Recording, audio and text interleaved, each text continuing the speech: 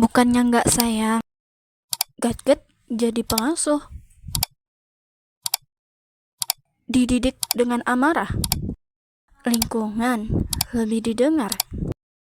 Anak kehilangan arah, penyesalan selalu datang terlambat.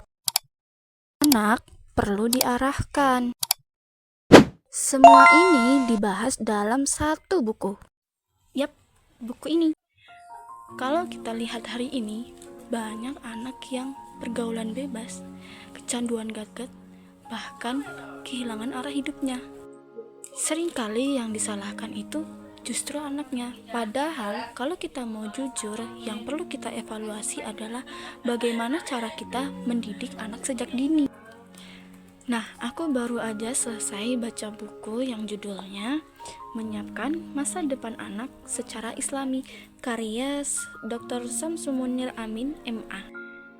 Penulisnya itu jelasin kalau misalnya anak itu nggak cukup cuma dibekali dengan pendidikan formal, nilai akademik, ataupun keterampilan dunia aja.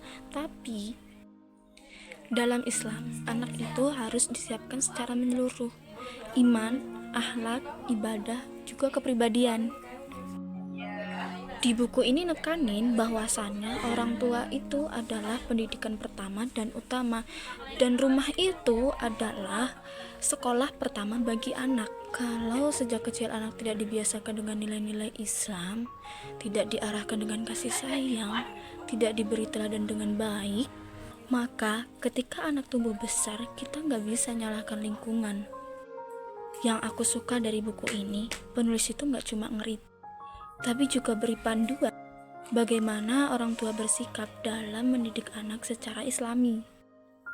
Menurut aku, buku ini tuh cocok banget dibaca oleh calon-calon orang tua yang itu kita sendiri, karena kita bakalnya nanti pasti jadi orang tua.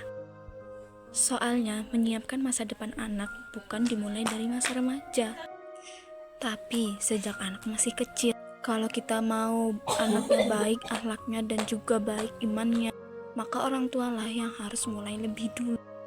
Dan buku ini itu bisa menjadi salah satu pengingat bahwasannya mendidik anak itu adalah amanah dan tanggung jawab yang besar. Dadah.